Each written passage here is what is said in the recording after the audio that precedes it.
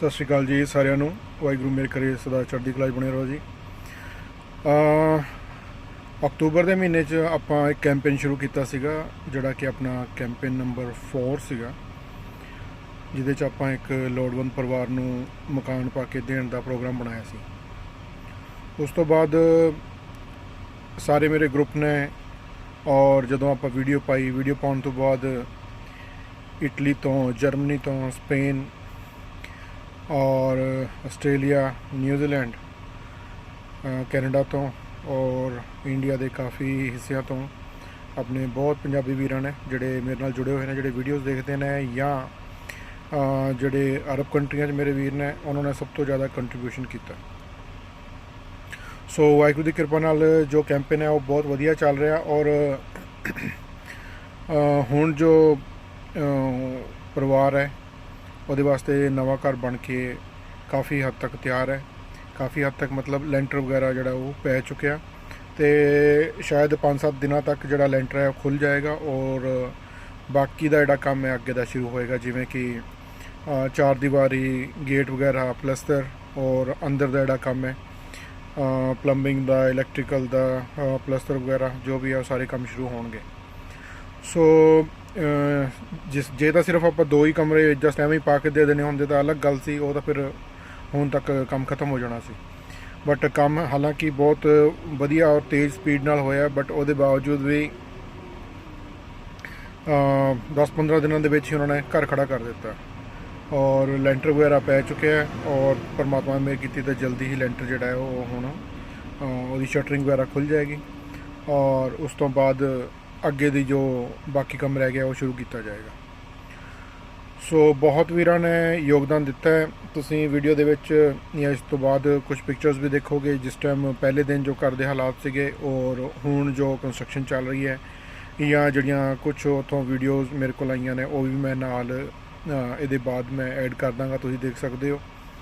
और बहुत वधिया रिस्पॉन्स मतलब साडे वीरां ने स्पैशली जो रंधावा हैल्पलाइन ग्रुप है, जोड़ा ग्रुप के विचों ऑलमोस्ट करीब 800 बंदे ने जो है कंट्रीब्यूशन किया और बहुत वधिया कंट्रीब्यूशन हो गया। और अगे भी जो है वो मतलब परमात्मा की कृपा नाल जो उसकी डेट सीगी वो तो ऑलमोस्ट नवंबर 10 सीगी, वो निकल चुकी है।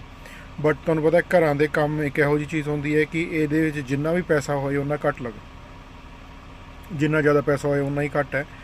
और जिस तरह आप डे 1 तो लैके चले सीगे कि बस आप जो है घर में एवें नहीं बना देना, एक वधिया जिस तरह आम आप पंजाबी रहने हैं सारे वधिया साफ सुथरा चंगा सोहना बनया होया घर, सारा कुछ वधिया बना के कंप्लीट जिन्हें कोठी कहते हैं, पूरी कंप्लीट कोठी बना के देंगे ताकि क्योंकि बच्चे बहुत छोटे ने और जोड़े उन्होंने पेरेंट्स ने दे आर एज्ड नाउ, सो उन्हों का जो टाइम है वो अगों परमात्मा की कृपा नाल वधिया निकल जाएगा। सो बहुत वधिया तुसी सारे वीरां ने कलैक्शन की है, सारे वीरां ने योगदान दिता, सारियां दा दिलों हथ जोड़ के मैं धन्नवाद करदा। सारियां नूं बहुत बहुत धन्नवाद है, बहुत बहुत थैंक यू, शुक्रिया। परमात्मा तुहानूं सारिआं नूं चढ़दी कला च रखे। कई वीरां ने 100, किसी ने 200, किसी ने 500, किसी ने 1000, 10,000, 50,000, लाख। सो हर वीर ने अपना जिन्ना कि योगदान वो बनता सी उन्होंने वीर ने दिता है तो वाहिगुरू सारिआं नूं चढ़दी कला च रखे। लास्ट दे विच तुसीं देख सकोगे कि हुण उत्थे काम होया और लास्ट दे विच वीर हरभजन सिंह जी का नंबर भी मैं ऐड कर दांगा, अगर किसी ने उन्होंने तो कन्फर्म करना है कितना काम होया कितना नहीं होया, कितना टाइम होर लगेगा, तुसीं कॉल कर सकते हो, पुछ सकते हो।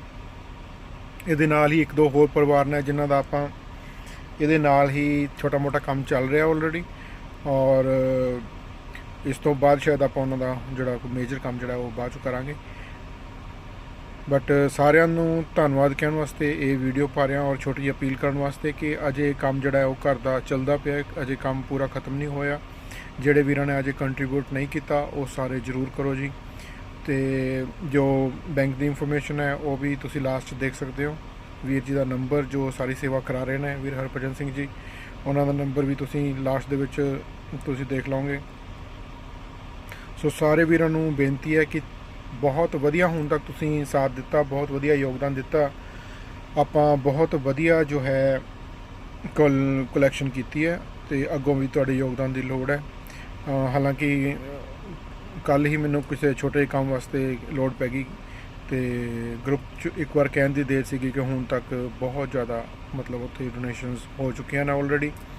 ਸੋ ਛੋਟੇ ਮੋਟੇ ਹੋਰ ਵੀ ਕੰਮ ਵਿੱਚ ਵਿਚਾਲੇ ਆਉਂਦੇ ਰਹਿੰਦੇ ਆ। ਸੋ ਬਟ ਕੋਸ਼ਿਸ਼ ਇਹੀ ਰਹਿੰਦੀ ਹੈ ਕਿ ਜਿਹੜਾ ਕੰਮ ਹੋ ਜਾਏ ਉਹ ਚੰਗਾ, ਕਿਉਂਕਿ ਕਾਲ ਖਾਏ ਹੱਥੋਂ ਦੇ ਨਾਨਕ ਬਾਤ ਪਛਾਣੇ ਸੇ। ਸੋ ਬੰਦਾ ਆਪਣੀ ਮਿਹਨਤ ਵੀ ਕਰੇ, ਨਾਲ ਕੋਈ ਚਾਰ ਪੈਸੇ ਕੱਢ ਕੇ ਕਿਸੇ ਦੀ ਮਦਦ ਕਰੇ, ਤਾਂ ਉਸ ਤੋਂ ਵਧੀਆ ਕੋਈ ਕੰਮ ਨਹੀਂ ਹੋ ਸਕਦਾ। ਸੋ ਜਿਹੜੇ ਵੀਰਾਂ ਨੇ ਅਜੇ ਤੱਕ ਯੋਗਦਾਨ ਨਹੀਂ ਦਿੱਤਾ, ਸਾਰਿਆਂ ਨੂੰ ਬੇਨਤੀ ਹੈ ਘੱਟ ਤੋਂ ਘੱਟ ਵੱਧ ਤੋਂ ਵੱਧ ਜਿੰਨਾ ਵੀ ਯੋਗਦਾਨ ਦੇ ਸਕਦੇ ਹੋ ਜ਼ਰੂਰ ਦਿਓ। ਪਰਮਾਤਮਾ ਆਪ ਸਾਰਿਆਂ ਨੂੰ ਸਦਾ ਚੜ੍ਹਦੀ ਕਲਾ 'ਚ ਰੱਖੇ। ਵਾਹਿਗੁਰੂ ਜੀ ਖਾਲਸਾ, ਵਾਹਿਗੁਰੂ ਜੀ ਫਤਿਹ। ਸਾਰਿਆਂ ਦਾ ਦਿਲੋਂ ਹੱਥ ਜੋੜ ਕੇ ਬਹੁਤ ਬਹੁਤ ਧੰਨਵਾਦ। ਸਤਿ ਸ਼੍ਰੀ ਅਕਾਲ ਜੀ।